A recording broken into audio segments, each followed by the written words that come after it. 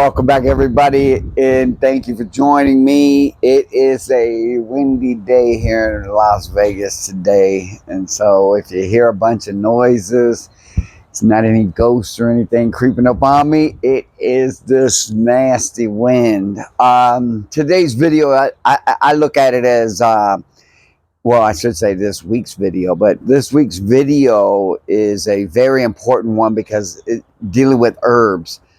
I've been dealing with Chinese herbs since I was a young boy. I think some of you guys might have heard this story, but when I was a little kid, I was playing a lot of baseball, but then my Kung Fu class was 6 days a week, 2 hours a night. And I never missed a class. And man, I strained my back so bad one time. And my baseball coach blamed it on, practicing Kung Fu 6 days a week, and my Kung Fu teacher, he was blaming it on playing baseball. But a couple of the adult students, they went up to Canada, and they were in Chinatown, and they told me they would bring me back some Dit Da Jow. I had never heard of it, I was a kid.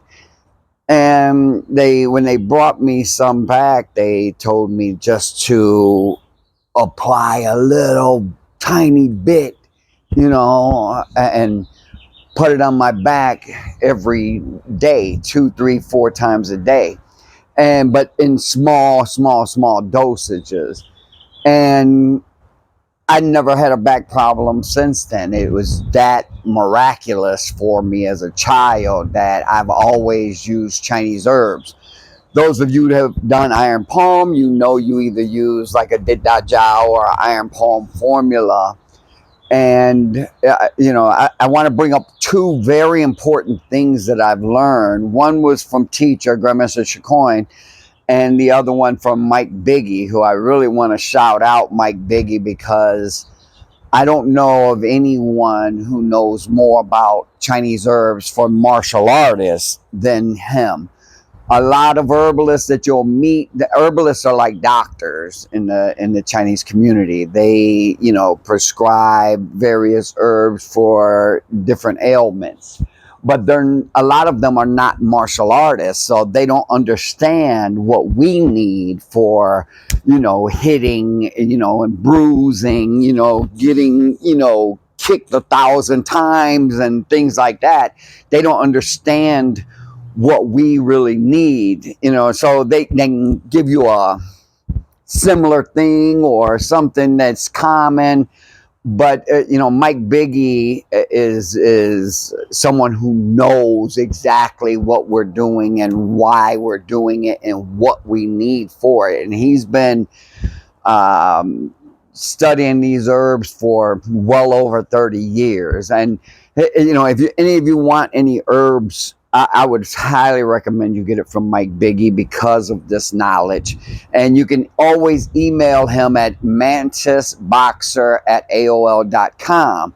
But he spells it mantisbxr@aol.com. So that's mantisboxer@aol.com. And I know this sounds like an infomercial, but one thing that he instructed me on that I learned from him was to heat the alcohol, like the Seagram 7 or whatever you're using for your Bruise Medicine, Dit Da Jow, Iron Palm formula. Before you add that alcohol to it, and it's not like rubbing alcohol. You have to use like whiskey, 80 proof or better, and that's why I mentioned Seagram 7.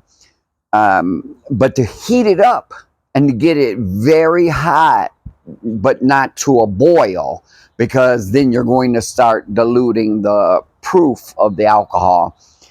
And what you do when you add that to the herbs, which you would put in a glass jar. I was going to bring all of this and show you guys that, but I'm sure you guys know all of this. Is it wakes up the herbs, and it makes it better. It brings back to life these herbs that were picked or whatever, how long ago. So it really rejuvenates the herbs. And plus, Like something that should wait 30 days before you use it, you can use in a week or two because of this process. So that's something I learned from Mike that really stuck with me. The other thing, and this came from Grandmaster Chicoine, is the use of DMSO. I don't know how many of you have even heard of DMSO, because a lot of times when I speak to people about DMSO, they never heard of it, and I had never heard of it until he brought it up. But what he instructed us to do was, we have our Dit Da Jow, always keeping it in a glass bottle, always keeping it out of direct sunlight. An amber bottle is always better, than not, but glass is better than plastic. You don't want to keep your herbs in plastic. DMSO, though, is purchased at like feed stores, farm and tractor supply places, because what DMSO is like a horse liniment to rub down horse legs, like especially like race horses that are really straining themselves. The DMSO gets into the muscle and gets out any inflammation, gets out the pain and bruising, things of this nature. So like it even says right on this bottle, not approved for human use.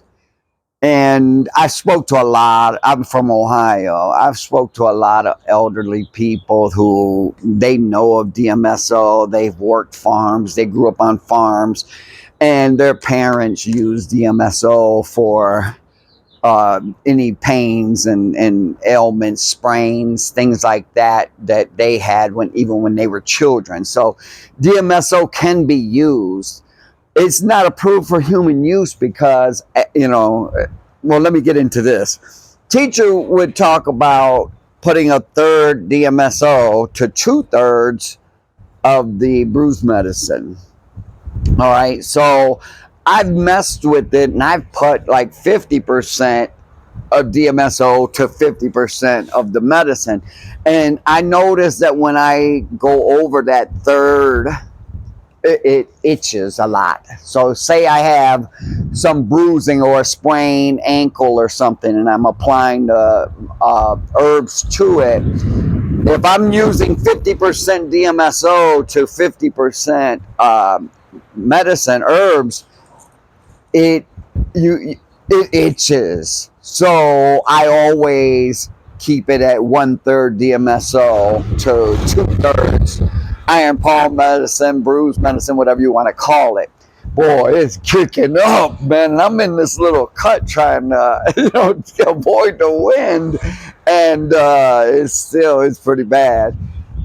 So this DMSO, you guys, is a game changer for herbs.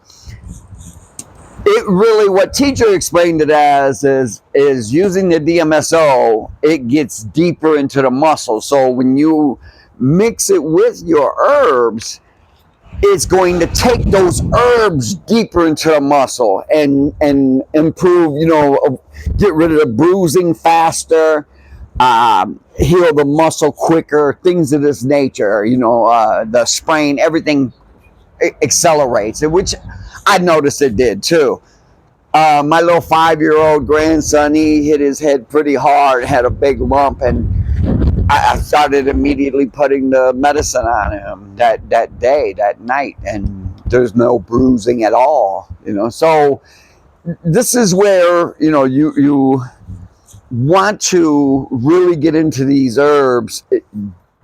And I'll tell you this, DMSO is a game changer. All right, so that's all I wanted to talk about in this video, because I know a lot of you guys do use herbs, or you should be using it. If you're a Chinese martial artist, which I would hope that I would think that all of my people that are subscribed to this channel are Chinese martial artists. And even like a Wine of Life, if you guys want to know more about Wine of Life, we need to talk about that, because that is something else as well. And you notice I keep it in an amber bottle as well, thanks to Will, who sent me both of these.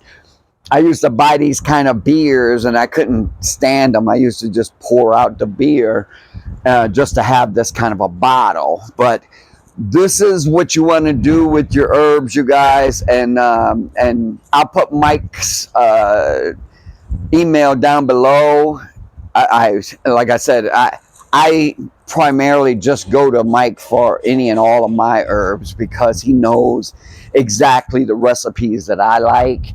Because I know him so well. But he also came from Freeman Ong's lineage and learned a lot about herbs from through Freeman Ong, and the herbs that he would get through Freeman Ong.